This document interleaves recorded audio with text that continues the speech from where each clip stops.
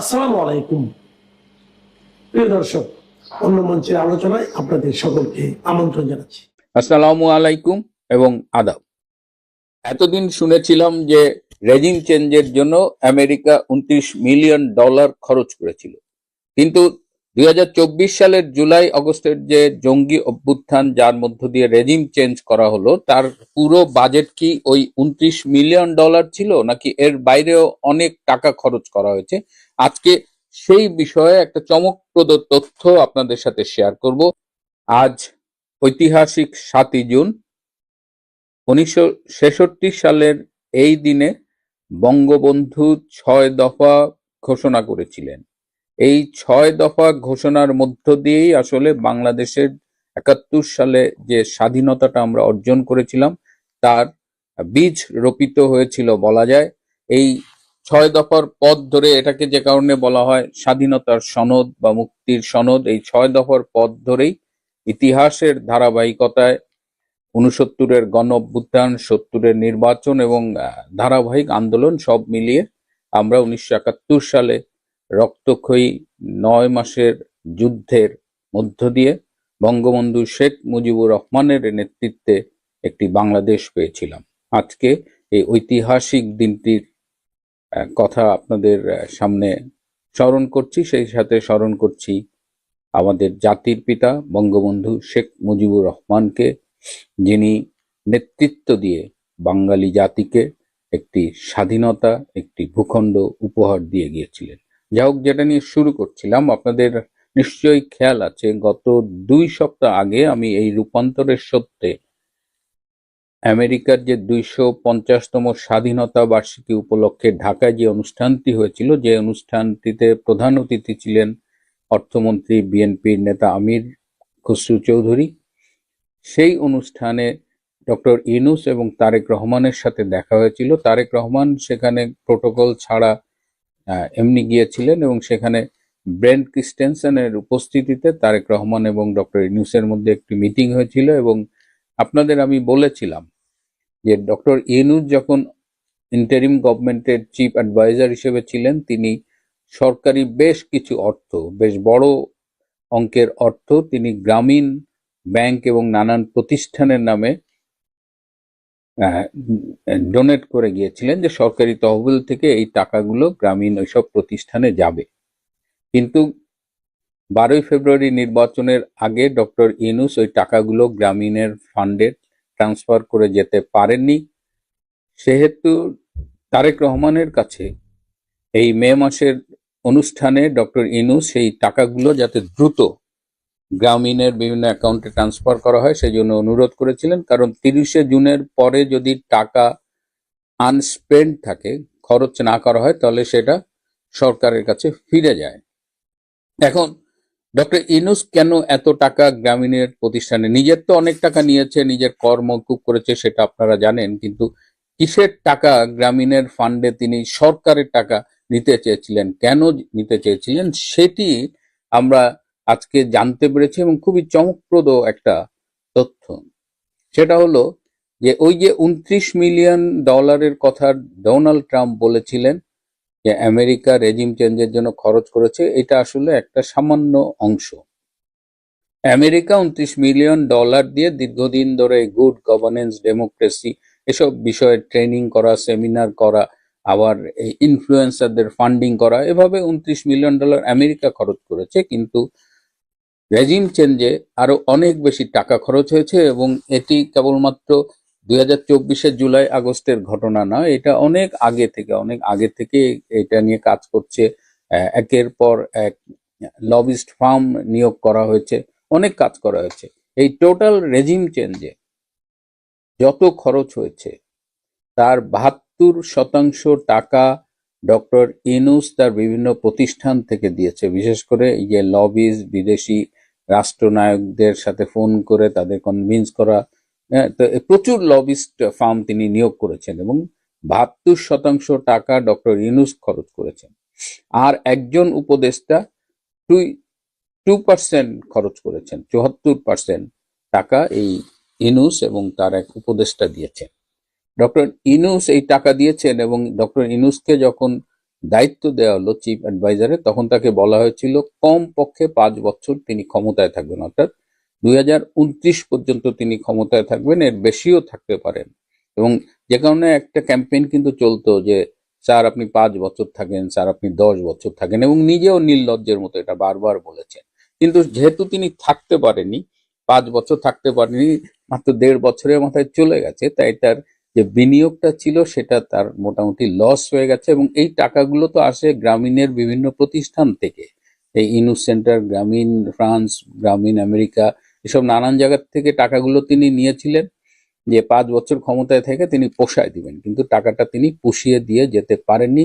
এই জন্য তিনি এই গ্রামীণের আভ্যন্তরীণ একটা চাপের মধ্যেও নিজে পড়েছেন। তাছাড়াও এই বিনিয়োগ তো তার লস, তিনি তো লস বলে কিছু বোঝেন না, যেখানে লাভ সেখানেই ডক্টর ইনুস। তাই ডক্টর ইনুস তারেক রহমানকে বলেছেন এই টাকাগুলো যেন জুনের আগে তাকে ফিরিয়ে দেওয়া হয়। এদিকে ডক্টর ইনুসের আরো ডেভেলপমেন্ট হলো, বিশেষ করে গ্রামীণ ফ্রান্স, তারা এই মুহূর্তে পাগল হয়ে গেছে ডক্টর ইনুসকে জাতিসংঘের মহাসচিব পদে নির্বাচন করিয়ে জিতিয়ে আনতে হবে, এই লক্ষ্যে তারা কিন্তু ব্যাপক লবিং শুরু করে দিয়েছে। এবং তারা এ ব্যাপারে বাংলাদেশ সরকার যেমন ডক্টর খলিলকে সাধারণ পরিষদের সভাপতি পদে নির্বাচনে মনোনয়ন দিল, তাকে নির্বাচনে জিতবার জন্য সহায়তা করলো, ডক্টর ইনুস শিবিরে কিন্তু এটা নিয়ে একটা ক্ষোভ আছে যে তারেক রহমানের সরকার ডক্টর ইনুসের জাতিসংঘের মহাসচিব হওয়ার ব্যাপারে এখনো কোনো সিরিয়াসনেস দেখাচ্ছে না। কিন্তু গ্রামীণ ফ্রান্স এবং অন্যান্য গ্রামীণের যে মেকানিজম আছে এবং তার যে আন্তর্জাতিক মিত্র আছে, তাদের ইতিমধ্যেই সে নানানভাবে কনভিন্স করার চেষ্টা করছে যে সে জাতিসংঘের মহাসচিব হতে চায়। আপনারা জানেন যে মহাসচিব হওয়া ছাড়াও তার আরো একটি খায়েশ আছে যে তিনি বাংলাদেশের প্রেসিডেন্ট হতে চান, এবং এরকম একটা আশ্বাস তাকে বিএনপির পক্ষ থেকে সেই লন্ডন মিটিং এ দেওয়া হয়েছিল। সেখানে বলা হয়েছিল যদি আপনি শারীরিকভাবে সক্ষম থাকেন তাহলে বিএনপি আপনাকে রাষ্ট্রপতি পদে বিবেচনা করবে। কিন্তু সেটি এখন তারেক রহমান কিংবা বিএনপির যারা থিঙ্ক ট্যাঙ্ক তারা এটি নিয়ে আর ভাবছে না। তো গত পরশুদিন বৃহস্পতিবার তিনি ভ্যাটিকান সিটির পোপকে দিয়ে তারেক রহমানকে ফোন করিয়েছিলেন যেন ডক্টর ইউনূসকে বাংলাদেশের প্রেসিডেন্ট বানানো হয়। তো পোপ ফোন করলে তো ন্যাচারালি তাকে উইথ ডিউ রেসপেক্ট তার ফোন রিসিভ করা হয়। তারেক রহমান তার ফোন রিসিভ করেছেন, কথা বলেছেন, এবং তারেক রহমান বলেছেন তিনি বিষয়টা ভেবে দেখবেন। তো ডক্টর ইউনূসের এই অবস্থা যখন, এর সাথে যেটা বলছিলাম যে আমি এই চিড়িয়াখানার ভিআইপি মহিষ ডোনাল্ড ট্রাম্পের আপডেট দিই, কারণ আমার অনেক দর্শক এটা চেয়েছেন। তবে একজন দর্শক কালকে মন্তব্য করেছেন যে আপনার অনুষ্ঠান অনেক সিরিয়াস হয়, এখানে একটা মহিষের আপডেট কেন দেন।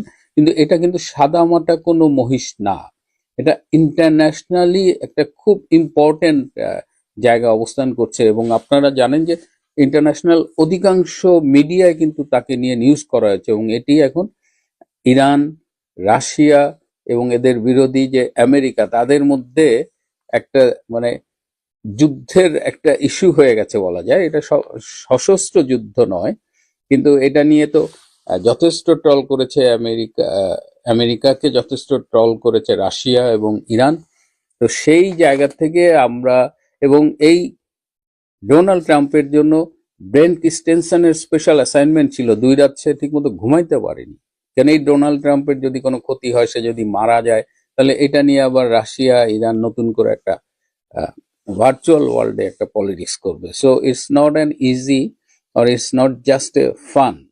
হ্যাঁ, তো সেই জায়গা থেকে আমরা যখন বলেছি যে ডোনাল্ড ট্রাম্প অবহেলার শিকার, তখন কিন্তু চিড়িয়াখানা কর্তৃপক্ষের টনক রয়েছে। তারা এখন বলতেছে যে না, ডোনাল্ড ট্রাম্পকে অযত্ন অবহেলা করা হচ্ছে না, এটা সোশ্যাল মিডিয়ার গুজব। এবং তারা এখন 2টা ফ্যান লাগাইছে, আবার তাকে গোসল করতেছে। আমি একটা ছবি দেখিয়েছিলাম গতকাল যে তার উপর কাক বসেছে, সেটারও তারা একটা ব্যাখ্যা দিয়েছে।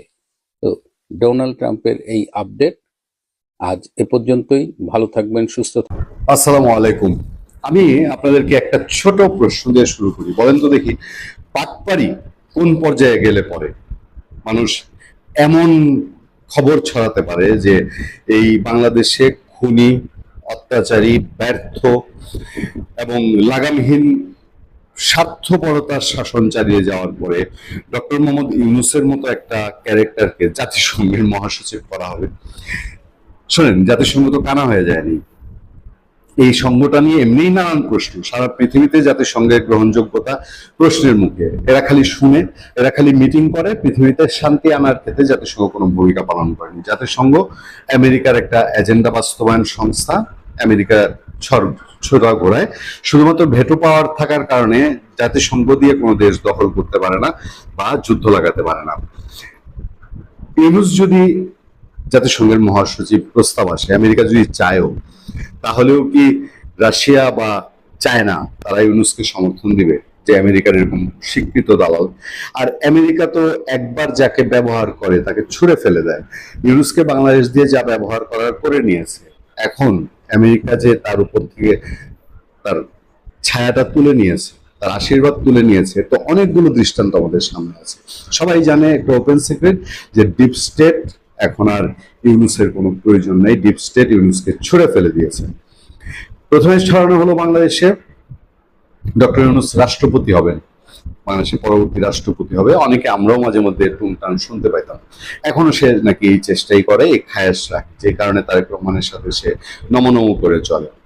দেখেন, ইউনূস সরকারের অপশাসন, দুঃশাসন, হামে শিশু মৃত্যু, আমেরিকার সাথে দালালি চুক্তি, দুর্নীতি, ইউনূসের একা যত স্বার্থ হাসিল করা, নিজের ট্যাক্স মওকুফ করে নেয়া, নিজের সাজা মওকুফ করে নেয়া, দীর্ঘদিনের শুল্কমুক্ত সুবিধা নেয়া, এইসবের এবং তার উপদেষ্টা পরিষদের সীমাহীন দুর্নীতি ও নিয়মের বিচার না করে এবং বিচার হতে না দিয়ে বিএনপি এর মধ্যে প্রশ্নের মুখে আছে। আর যদি কোনো কারণে, কোনোভাবে, কোনো হিসাবে ওই খলিলের মতন ইউনূসকে রাষ্ট্রপতি আসনে বসিয়ে দেয়, তাহলে এই বিএনপির আর ভবিষ্যতের দিকে তাকাইতে হবে না। বাংলাদেশ বিএনপির দিক থেকে মুখ ফিরিয়ে নিতে চিন্তা করবে না, কারণ ইউনূসের মতো অজনপ্রিয়, কুখ্যাত, দেশবিরোধী একটা মানুষকে, আমার যতটুকু ধারণা, বিএনপির মতো একটা জনগণের দল, তারা রাষ্ট্রপতি আসনে বসাতে চায় না। বাংলাদেশের পত্র পত্রিকাকে ইউনূস সেন্টার, ইউনূসের গ্রামীণ, এরা এজেন্ডা হিসেবে যে খবরটা ছড়াচ্ছে গত কিছুদিন ধরে, খুব চাইলেই আপনার এজেন্ডা বাস্তবায়ন করা কি সহজ হবে? বাংলাদেশের পত্রপত্রিকাকে এই খবরটা খাওয়াচ্ছে। জাতিসংঘের পরবর্তী মহাসচিব পদে কি দেখা যেতে পারে ডক্টর ইউনূসকে? প্রশ্নবোধক। এবং এই খবরটা আপনি যখন পড়বেন, আমি সবটা পড়বো না আপনাদের সামনে, আপনি লাইনে লাইনে দেখবেন সূত্র বলেছে, সংশ্লিষ্ট সূত্র বলেছে, কূটনৈতিক সূত্র বলেছে, এই ধরনের তথ্য, কিন্তু এর বাইরে কিছু নাই। জাতিসংঘের বর্তমান মহাসচিব অ্যান্তনিও গুতেরেসের মেয়াদ শেষ হচ্ছে 31 ডিসেম্বর। এরই মধ্যে সংস্থাটির পরবর্তী মহাসচিব নির্বাচন নিয়ে আন্তর্জাতিক অঙ্গনে আলোচনা শুরু হয়েছে। সম্ভাব্য প্রার্থীদের তালিকায় বিভিন্ন দেশের সাবেক রাষ্ট্রনেতা ও কূটনীতিকদের নাম ঘুরছে। সেই আলোচনায় নোবেলজয়ী ও বাংলাদেশের সাবেক প্রধান উপদেষ্টা ডক্টর মোহাম্মদ ইউনূসের নামও আনুষ্ঠানিকভাবে উঠে এসেছে। আমি যখন আনুষ্ঠানিকভাবে পড়লাম, তখনই আমার মনোযোগ গেল যে আমি কোন অনুষ্ঠানে আয়োজন হয়েছে সেটা একটু পড়ি। পুরো রিপোর্ট পড়ে আমি সেই অনুষ্ঠানের অনানুষ্ঠানিকভাবে ইউনূসের নাম প্রস্তাব হয়েছে সেটা পাইনি। জাতিসংঘের মহাসচিব নির্বাচনে আনুষ্ঠানিক প্রক্রিয়া সাধারণত চলতি বছর মেয়াদে শেষ বছরে গতি পায়। সাধারণ পরিষদের 80তম অধিবেশন থেকেই পরবর্তী মহাসচিব নির্ধারণ নিয়ে প্রাথমিক আলোচনা শুরু হয়েছে বলে কূটনৈতিক সূত্র জানিয়েছে। ডক্টর মোহাম্মদ ইউনূসের আন্তর্জাতিক গ্রহণযোগ্যতা, নোবেল শান্তি পুরস্কার প্রাপ্তি এবং বৈশ্বিক উন্নয়ন ইস্যুতে তার দীর্ঘ অভিজ্ঞতা তাকে একটি আলোচিত নাম করে তুলেছে। আন্তর্জাতিক পরিমণ্ডলে পরিচিতি ও গ্রহণযোগ্যতা বিবেচনায় তিনি বৈশ্বিক নেতৃত্বের উপযোগী ব্যক্তিত্ব, এমন আলোচনা নতুন নয়। এবং সেখানেও বলা হয়েছে, কূটনৈতিক সূত্র বলছে, আমার কি ধারণা জানেন, ঘোড়ার আন্ডা হবে। ইউনূসের পচন শুরু হয়েছে, পচতে পচতে সে শেষ হয়ে যাবে, তার যে বয়স হয়েছে। আর বড়জোর যদি হয় বাংলাদেশে, শেখ হাসিনা যদি ফিরে আসে, তাহলে মৌকা মতো পাইলে 14 শিখের ভেতরে তার বাকি জীবনটা কাটবে। আপনার টাইটেল আওয়ামী লীগের পিছু লাগলো কেন? এটা আওয়ামী লীগের জন্য তো লাভ। প্রথম আলো এবং ডেইলি স্টার সহ এখনকার যারা মেইন স্ট্রিমে যারা আছেন, যারা লালবদর এই সংবাদপত্র, শুধু মানুষ তো লালবদর না, অনেক প্রতিষ্ঠানে তো লালবদর, তার মধ্যে সংবাদপত্রগুলো তো অনেক লালবদর ছিল। সংবাদপত্র লালবদরের ভূমিকা পালন করছে, সেই তার মধ্যে প্রথম আলো একটা। সো আওয়ামী লীগের পিছু লাগবে, এটাই তো স্বাভাবিক। এবং এটা আওয়ামী লীগের পিছু লাগলে আওয়ামী লীগের জন্যই তো লাভ, আওয়ামী লীগের জন্য ক্ষতির কিছু না। তো আমি তো মনে করি যে প্রথম আলো যত বেশি আওয়ামী লীগের বিরুদ্ধে লাগবে, আওয়ামী লীগের তত লাভ হবে, আওয়ামী লীগের নেতাকর্মীরা তত বেশি উজ্জীবিত হবে। কারণ ওখানে আওয়ামী লীগের নেতাকর্মীদেরকে বা আওয়ামী লীগকে মিনিমাম মানে কি বলে মিনিমাম মর্যাদা দেওয়ার কথাটা চিন্তা করে না। এই তিনজন লেখকের কথা আপনি বলছেন, এই তিনজনের লেখা একজন তো আওয়ামী লীগকে মিনিমাম মর্যাদা দিতে চায় না। আওয়ামী লীগের নেত্রীকে মিনিমাম, যিনি বাংলাদেশ 17 বছর একটানা 15 বছর প্লাস এর আগে 5 বছর মানে 21 বছর উনি দেশটাকে চালিয়েছেন, এবং 21 বছর ধরে যে 21টা ইট লেগে থাকে, তার মধ্যে এই প্রতিষ্ঠানগুলোর মধ্যে তো একটা দুটা ইট লাগছে, তাই না? যারা এটা স্বীকারই করতে চায় না, যারা এটা বুঝতেই চায় না, যারা মনে করে যে তারা আওয়ামী লীগের চেয়ে বেশি বড়, তাদের মতামত আওয়ামী লীগের চেয়ে বড়, এই যে তিনজন মানুষ, যাদের অনেক বিজ্ঞ মানুষ, মহিউদ্দিন আহমেদ সারাক্ষণ মিথ্যা কথা বলতে অভ্যস্ত, জাসদের মানে ঘুরায় ফেরায় তাল গাছটা আমার, ঘুরায় ফেরায় বাংলাদেশ স্বাধীন করছে এমন একটা ভাব করে, বাংলাদেশ স্বাধীন করছে সিরাজ আলম খান, বাংলাদেশ স্বাধীন করছে জাসদ, এরকম একটা ভাব নিয়ে চলেন ওনারা। তো সেরকম ভাবের মানুষ। তারপর আপনি আরেকজনের নাম বললেন, আরেকজন কি গবেষক, সে গবেষকরা আমি চিনি না, কিন্তু আরেকজন যিনি আলতাফ, ওনাকে আমি চিনি, নাহিদ যিনি গবেষক, তাকে আমি চিনি না। তো হ্যাঁ, নাদিম নাদিম, তো ওনাকে আমি চিনি না। তো দুজনকে তো মোটামুটি চিনি। তো এই দুজনের মধ্যে দুজনকে এরা তো নিজেরা লিখেছে তা না, এদেরকে যেটা প্রেসক্রাইব করছে বা বলছে যে আপনার একটা লেখা দেন, তখন ওনারা ওনাদের মনের কথা লিখছেন। কারণ ওনারা তো এই মানসিকতার ওনারা তো সে ধরেন একটা মানুষ যখন করে যে শয়তান নিয়ে কথা বলে, ধরেন শয়তান নিয়ে যখন কথা বলে, তখন তো কোনো না কোনো পর্যায়ে বলে যে শয়তান আল্লাহকে সবচেয়ে বেশি সেজদা দিছিল, বলে না? আল্লাহকে যদি পৃথিবীতে মানে এই আদম সৃষ্টি হওয়ার আগে আল্লাহকে সবচেয়ে বেশি করছে কে, প্রণাম করছে কে, প্রণাম মানে কি আল্লাহকে সেজদা দিছে কে সবচেয়ে বেশি? ইবলিস আলাইহিসসালাম, তাই তো? ইবলিস আলাইহিসসালাম সবচেয়ে, সেই ইবলিস পরবর্তীতে শয়তান হয়েছে। কিন্তু মানুষ এই কথাটা তো সকল ধর্মগ্রন্থের মধ্যে, সকল কিছুর মধ্যে আছে, ইবলিস মিয়া আল্লাহর সবচেয়ে বড় ভক্ত ছিল, বলে না?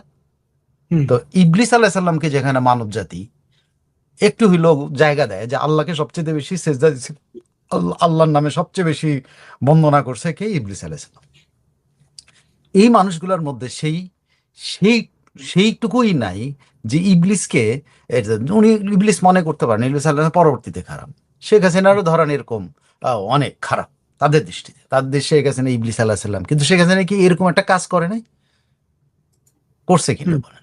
কিছু একটা করছে, যে 21 বছর যিনি ক্ষমতায় ছিল তিনি কিছু না কিছু তো করছেন, সেটা বলতে পারে না, এটা বলতে পারে না, তাদের কারণে দিলের মধ্যে এই জিনিসটা নাই। এরা হইলো বুঝছেন ওই যে বলে না কি বলে, এদের দিলের মধ্যে মানে নাই, মনুষ্যত্ব জিনিসটা নাই। কারণ আল্লাহর ধর্ম যে যারা ফলো করে তাদের মধ্যে কিন্তু কিছু হলো মনুষ্যত্ব আছে, তারা ইবলিসকে এই নিয়ে একটি প্রশংসা করে যে উনি আল্লাহকে সবচেয়ে বেশি বন্দনা করছিল। শেখ হাসিনা কিছুই করে নাই। এই লোকগুলি কিন্তু 21 বছর এই বাংলাদেশে হাওয়া বাতাস খাইছে। 3 বেলা ভাত, ধরেন বেশি বেলা খাই নাই, 3 বেলা যে খাবারগুলো খেয়েছে সেই খাবারগুলো তার টেবিলে আসার জন্য তার যেমন পরিশ্রমের প্রয়োজন ছিল, তেমনি এই পরিশ্রমের জায়গাগুলো তৈরি করার ক্ষেত্রে বা পরিশ্রমের জায়গাগুলো ঠিক রাখার ক্ষেত্রে কিন্তু একটা সরকারের ভূমিকা আছে। সেই সরকারের কে ছিল 21 বছর ধরে এনারা ছিলেন, এইটুকু স্বীকার করবে না। এরা বাংলাদেশের বাতাস থেকে যে অক্সিজেন নিচ্ছে এরা স্বীকার করবে না। এই লোকগুলি তো আর এক একজনের মানে মহিউদ্দিন সাহেবের কথা বললে তারা অনেক কথা আপনি বলতে পারেন, যিনি দেখবেন যে সব সময় কেউ মারা গেলেই বলে যে আমার সাথে ওনার অনেক অভিজ্ঞতা আছে, আমি ওনারা নিয়ে লিখবো। যে তোফায়েল ভাই সম্পর্কেও কিন্তু লিখছে, আর তোফায়েল ভাইয়ের সঙ্গে লিখছে, দেখা হয়েছে, এবং অনেক কিছু বাকি রয়ে গেছে। কোনগুলো বাকি রয়েছে? মিথ্যা কথাগুলি বাকি রয়েছে, যে মিথ্যাচার করতে হবে সেই মিথ্যাচারগুলো লেখার জন্য ওনার বাকি আছে। সমস্ত এই পর্যন্ত আপনি যতজন মারা গেছেন আপনি খেয়াল করে দেখেন, অনেক নাম পরিচিত অনেকজন মারা গেছেন, প্রত্যেকের সাথে ওনার একটা সম্পর্ক আছে, এবং প্রত্যেকের অনেক কিছু আর লেখা বাকি আছে, এবং সেগুলো উনি লিখবেন, সব মিথ্যা কথা লিখবেন। তো এইসব লোকের নিয়ে আপনার আলোচনা করতে বলেন বিপুল, আমার তো খারাপই লাগে। যারা পৃথিবীর মানব জাতি ইবলিসকে পর্যন্ত এইটুকু ক্রেডিট দেয় যে আল্লাহকে তিনি সবচেয়ে বেশি সেজদা করছিলেন, সবচেয়ে বেশি সম্মান দেখাইতেন, সবচেয়ে ভালোবাসতেন, সকল ফেরেশতার চাইতে সবচেয়ে বেশি উনি করছেন, এইটুকু মানব জাতিকে। এগুলো সে মানব জাতির খন্ডাংশ, এগুলো অন্য কোনো জাত থেকে এগুলা মানব জাতির চেহারা নিয়েছে।